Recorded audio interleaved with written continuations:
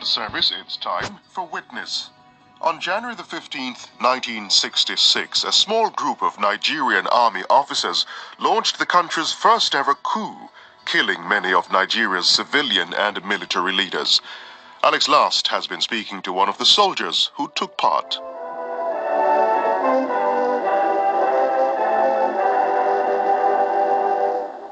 In the name of the Supreme Council of Revolution of the Nigerian Armed Forces, I declare martial law. The basic plan was to overthrow the government of the Federation of Nigeria. I thought I had had a rendezvous with my destiny. In January 1966, 27-year-old Ben Bullier was a captain in the Nigerian army. Trained at Sandhurst in Britain, he was among a small group of young, educated officers who were to carry out Nigeria's first ever coup. But I saw things going wrong in Nigeria, terribly wrong. I was an impressionable young man, and I thought it was our duty. We must have a break with the past.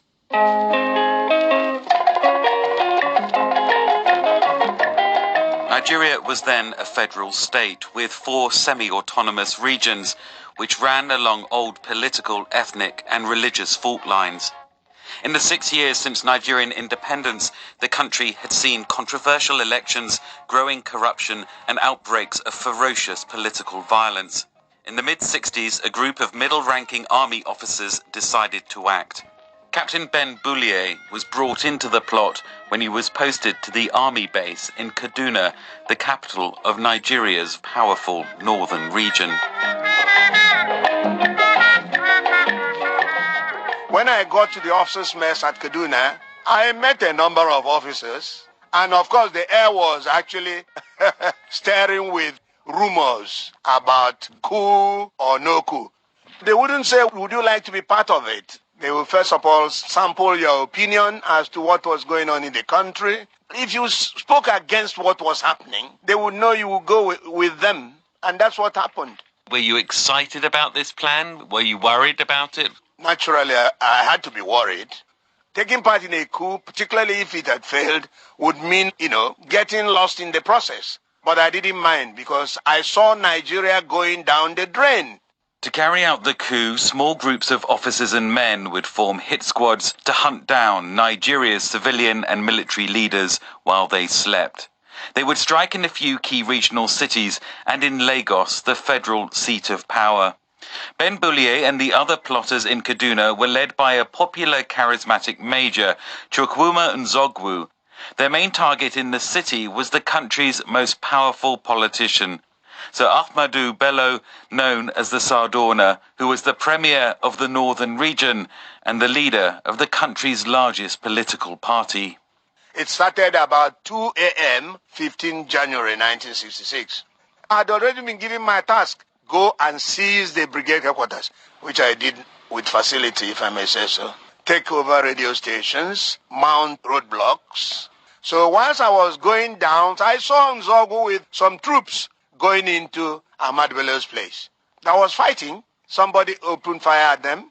He threw a grenade, which hurt him, broke into the place, and he killed the Sardauna. About 2 o'clock in the morning, a section of the army, led by a major, broke into the Premier's house. The Premier himself was brought out, and as far as is known, was then shot against a wall in the courtyard of his house.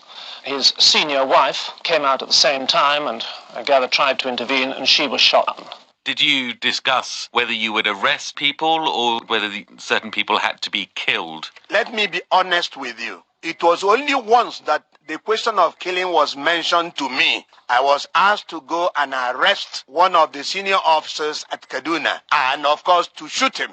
And I said, no, thank you, because I was an engineer officer and I would do only engineer jobs. There were actually disagreements. Some wanted people to be killed outright. Some others said, no, hold them hostages and negotiate. In the end, what was agreed upon was whatever you see on the ground will determine the action you take. For instance, somebody went to the brigade commander's house to have him arrested. The commander, Brigadier Demo Legun, pulled a gun, and this gentleman shot the brigadier. The wife dived in the process and got involved in the fatality. So did you feel remorse? It was a bad thing to kill a human being, but it was something we could not help. Was there a feeling of relief once it was clear that you had succeeded in Kaduna? It was mixed with concern for what was happening in Lagos, because Lagos was the seat of power, and we did not get any hint of what was happening in Lagos. They were right to be concerned. In Lagos and the south, the coup had begun with a wave of killings. Top army commanders were murdered. The country's prime minister, Sir Tafawa Balewa, was among the victims. But despite the bloodshed, the number of soldiers involved in the coup was proving too small for the task. In Lagos, the head of Nigeria's army, General Agui Ironsi, escaped the hit squads, mobilized the bulk of the army, and began to put down the coup. The vast majority of the Nigerian army remained completely loyal and are already taking all appropriate measures to bring the situation under control. Federal cabinet ministers and army chiefs have been meeting here in Lagos this morning, and Lagos is firmly in government hands. We did not know all that until some people started phoning us from Lagos, threatening us. One said he was going to bring us to our knees, but Nzogu was not that type of person to be intimidated anyway. Wish you all good luck, and I hope you will cooperate to your fullest in this job which we have set for ourselves of establishing a prosperous nation and achieving solidarity. Thank you very much, and goodbye for now. But Major Nzogwu's resistance could not last. With key civilian leaders dead or missing, the federal government in Lagos signed over power to General Ironsi. Though not part of the original plot, Ironsi now became Nigeria's first military head of state. Just days later, the mutinous troops in Kaduna surrendered.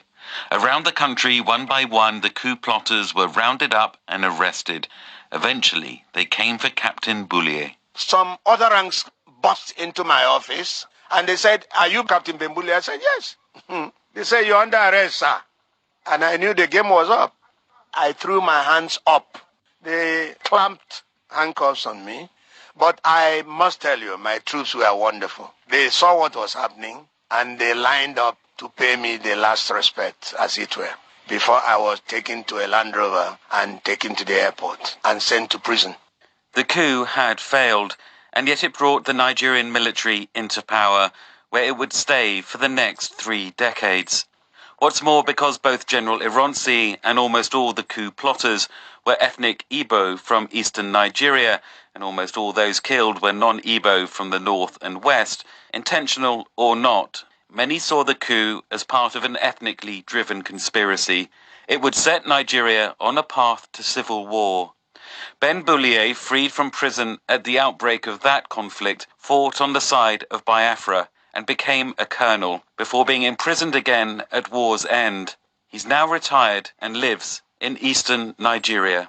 I had been haunted by these events, what had happened, why we failed, because actually, if I regret the coup, it's because it failed. Because Nzogu would have shown us how to treat people who are miscreants. It's unfortunate that today criminals are getting away with corruption and nobody is saying anything. Colonel Ben Bullier, ending that edition of Witness by Alex Last.